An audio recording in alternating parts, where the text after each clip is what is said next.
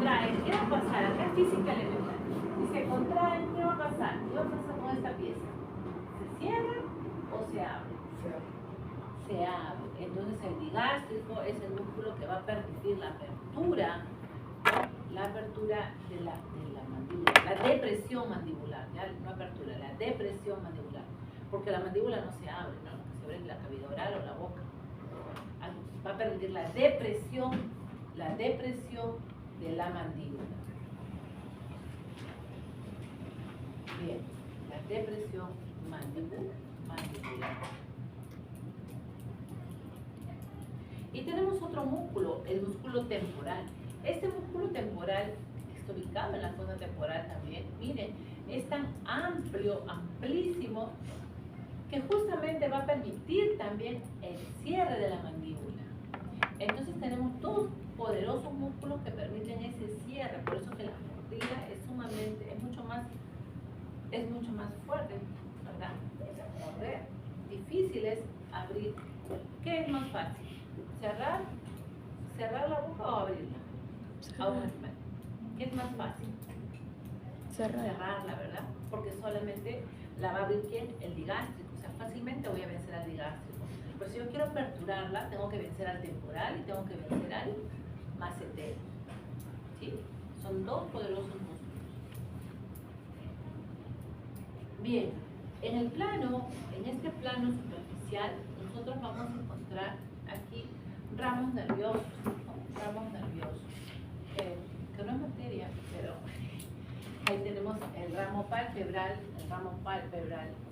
ahí tenemos dos nervios, ¿no? El nervio palpebral y dorsal a él tenemos el nervio aurículo-palpebral, que tendrá pues dos ramos, uno hacia los párpados, el ramo palpebral, y otro hacia el pabellón auricular, el ramo auricular, ¿sí? El ramo auricular.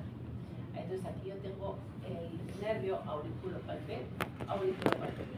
Caudal a él vamos a encontrar el músculo cigomático, ¿ven? El músculo cigomático. Se menciona lo que nosotros ya dijimos, que es un músculo acitado, que es el que tiene como función deprimir el pabellón auricular y que corresponde así al carótido auricular. Si ya avanzamos a la región del cuello y en el plano superficial, miren jóvenes, este músculo es muy extenso, plano, por eso toma el nombre de músculo platísimo, ¿sí? Músculo platísimo. Ventral a él vamos a encontrar grandes paquetes musculares, pero se expone superficialmente un gran vaso sanguíneo que toma el nombre de la vena yugular externa. Esta vena yugular externa recorre un surco yugular, también llamado gotera yugular. Y gotera yugular va a estar sostenida por otro músculo, ¿no? Por el músculo externo cefálico.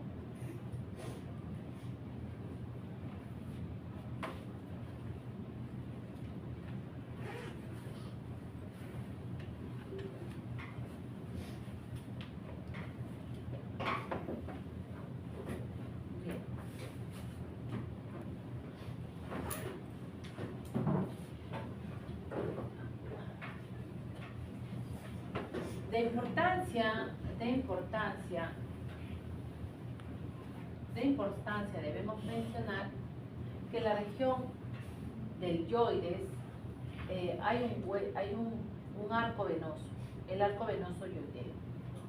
Este arco venoso yoideo va a permitir el flujo sanguíneo, que el volumen del flujo sanguíneo hacia la vena yugular sea proporcional el lado derecho con el lado izquierdo, ¿sí? Eso es lo más importante y lo vamos a ver, ¿sí? Lo vamos a ver. Aquí vemos el músculo macetero, que sobre él, miren, recorren estructuras, recorren nervios, el nervio bucal ventral, el nervio bucal dorsal, y recorre el conducto salival parotidio, que lo encontramos a este nivel. Conducto salival parotidio, glándula salival parotidia, glándula salival mandibular y glándula salival en su porción, acá chiquito, en su porción onostomática. Estas dos corresponden a los linfonodos, ¿no? Mandibulares. ecológicos mandibulares que se encuentran en relación a la vena facial. Bien, ¿aquí qué se ha retirado? El músculo macetero. El músculo macetero, ¿sí? Se ha retirado el músculo macetero. Miren ustedes, las venas que vimos la semana pasada, ¿las venas llegan al corazón o salen del corazón?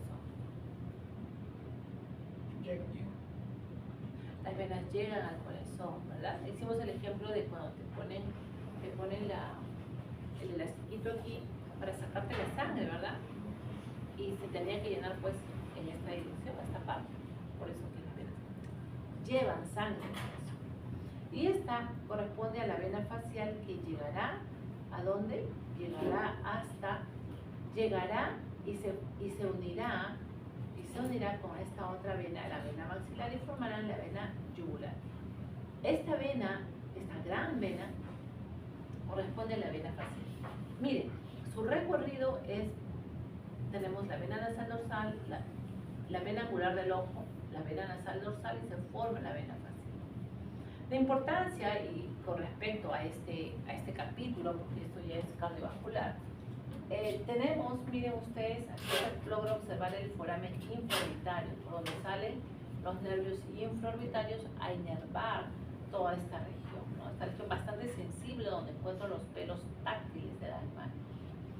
También podemos mencionar a la fosa macetérica, miren ustedes. La fosa macetérica que alberga, ¿a qué músculo alberga, jóvenes? La fosa macetérica alberga ¿a quién? Al músculo macetero. ¿Abre o cierra la quijada? Cierra. Cierra, ¿verdad? Eleva la quijada. Si se le pregunta, ¿deprime o eleva la quijada? ¿Qué haría? Músculo macetero. ¿Eleva o deprime? Eleva. Eleva, ¿no? Ya, eleva la quijada. Notoriamente se observa en la glándula salival mandibular, ¿no? La glándula salival mandibular.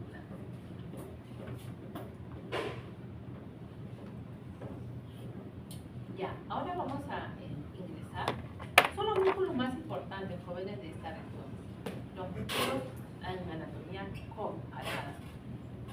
Aquí ya no tenemos el músculo platisma. El músculo platisma es un músculo bien delgadito en animales mayores. Aquí lo que vamos a encontrar, miren ustedes, es el músculo de importancia. Tenemos el músculo macetero, que es ciertamente poco desarrollado en realidad, pero es amplio. Sobre él recorre el nervio bucal, que es ramo del nervio facial, que salía por el foramen estilomastoideo, ¿se recuerdan? Bien, si no estamos recordando. Miren el recorrido superficial de los vasos sanguíneos. Y tenemos el músculo cigomático. El músculo cigomático, en el caso del perro, iba desde la comisura oral hasta el cartílago escutiforme. En este caso, no, en este caso el cigomático llega y se inserta ¿dónde? Sale de la comisura oral y se inserta en el tubérculo facial. En el caso del vacuno había tubérculo facial. Tenemos el músculo elevador del labio superior, pero tenemos aquí también el músculo depresor del labio superior.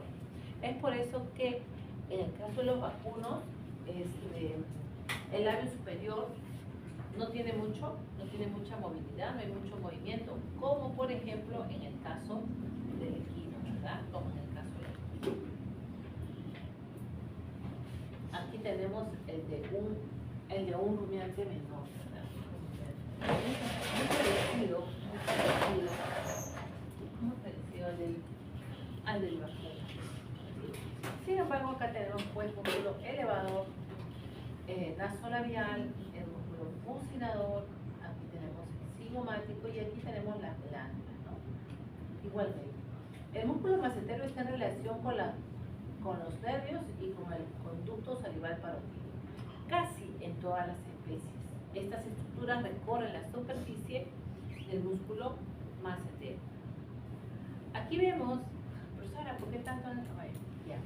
Vamos a ver, el músculo elevador del labio superior va a ser perforado por el músculo canino. Miren ustedes, aquí tenemos el músculo depresor del labio inferior y el músculo elevador del labio superior.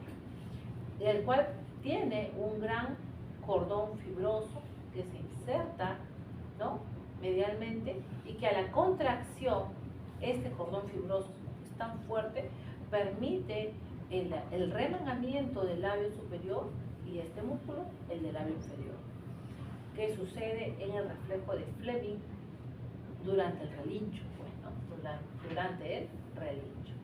En este caso, vamos a ver, también tenemos el nervio bucal que atraviesa la superficie, ¿no?, del músculo macetero. Sin embargo, los vasos sanguíneos que son muy superficiales, ¿se acuerdan? En la mandíbula ¿se acuerdan que había jóvenes aquí? Se mencionó la incisura vascular, ¿verdad? La incisura vascular, y por ella pasan, miren jóvenes, pasan los vasos sanguíneos. Conjuntamente, el de verde con el conducto salival parotídeo, ¿sí? Conducto salival parotídeo, aquí está el músculo macetero. Tenemos, jóvenes, de importancia también el ángulo de la mandíbula. En el ángulo de la mandíbula vamos a ver que por ahí sale la vena linguofacial. Esta vena linguofacial que va a unirse con esta maxilar y va a formar la yugular externa. La yugular externa en animales mayores es una vena de gran calibre, ¿sí? Es muy gruesa en realidad. El tamaño de mi pulgar de pronto es bien gruesa. Está sostenida en este músculo, en el músculo externo mandibular. Mira, acá está su ligamento de inserción, externo mandibular, ¿sí? Acá está su ligamento de inserción. En el caso del equino, el músculo externo cefálico, como decía en el perro, no llega hasta ahí, sino llega hasta la mandíbula. Por eso toma el nombre de externo mandibular.